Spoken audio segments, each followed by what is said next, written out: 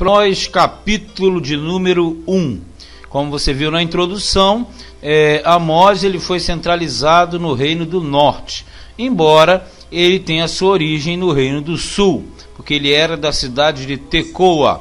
Diz assim, verso 1, as palavras de Amós, que estava entre os pastores de Tecoa, o que ele viu a respeito de Israel nos dias de Uzias, rei de Judá, e nos dias de Jeroboão, filho de Joás, rei de Israel, 2 anos antes do terremoto. Vamos lá.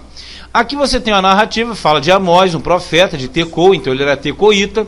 A cidade ou vilarejo de Tecoa ficava a 9 quilômetros ao sul de Belém, isto na referência ao reino do sul, no caso ao reino de Judá.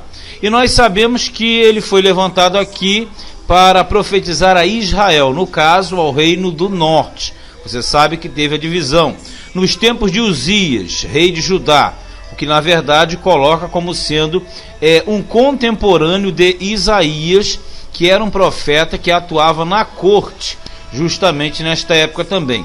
E no reino do norte, quem reinava era Jeroboão. Esse Jeroboão é o Jeroboão II e não o primeiro, filho de Joás, rei de Israel, 2 anos antes do terremoto. Esse terremoto aconteceu em torno de 750 a.C.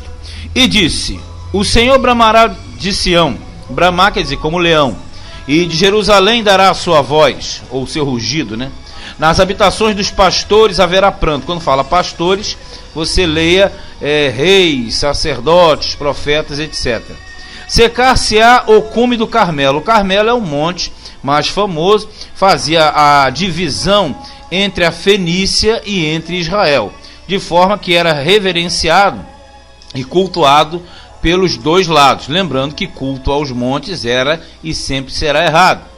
Assim diz o Senhor, por 3 transgressões de Damasco e por 4 não retirarei o castigo, porque trilharam a Gileade como com trilhos de ferro. Vamos lá.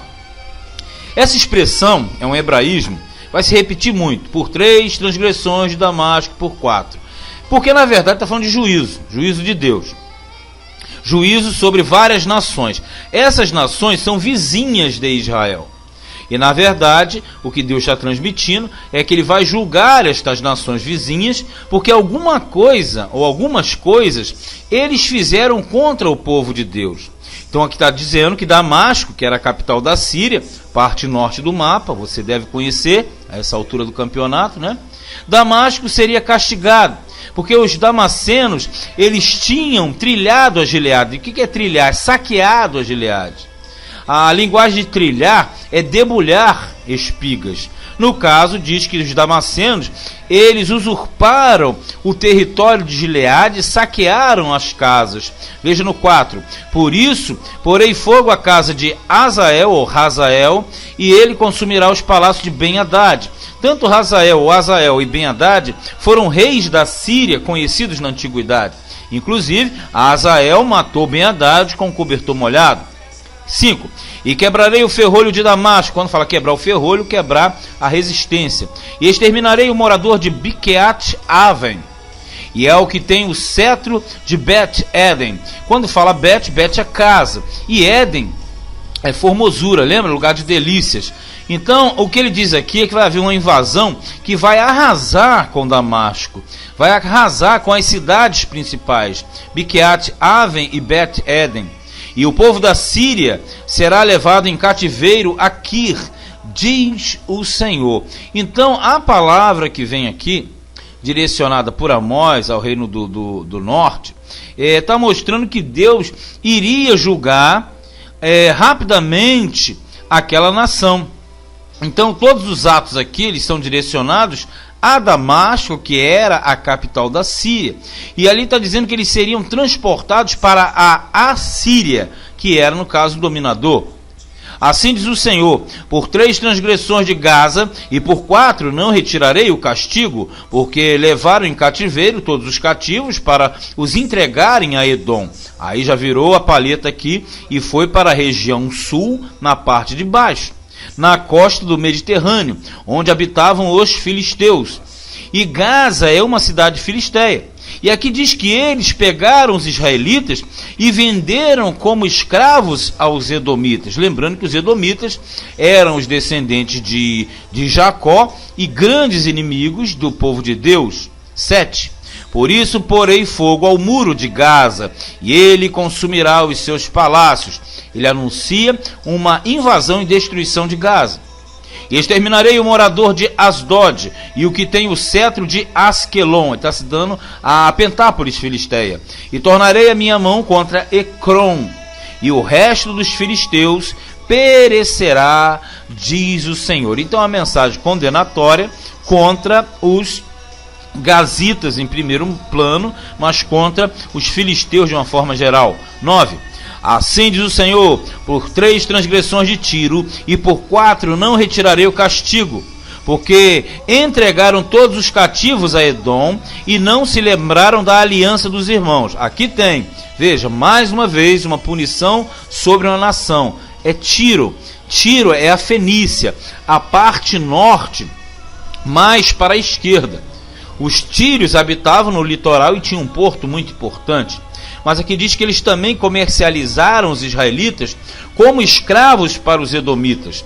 E diz que ele não lembrou da aliança dos irmãos. Qual foi a aliança dos irmãos? Porque, na verdade, a bronca de Edom com Jacó e com Israel consequentemente, é por causa daquela briga lá atrás. Mas o que acontece aqui é o seguinte: ele está dizendo que eles entregaram os israelitas aos edomitas, mas não atentaram para a aliança. Que aliança é essa dos irmãos? Porque Jacó, ele comprou licitamente a primogenitura de Esaú, lembra? Por um prato de lentilhas.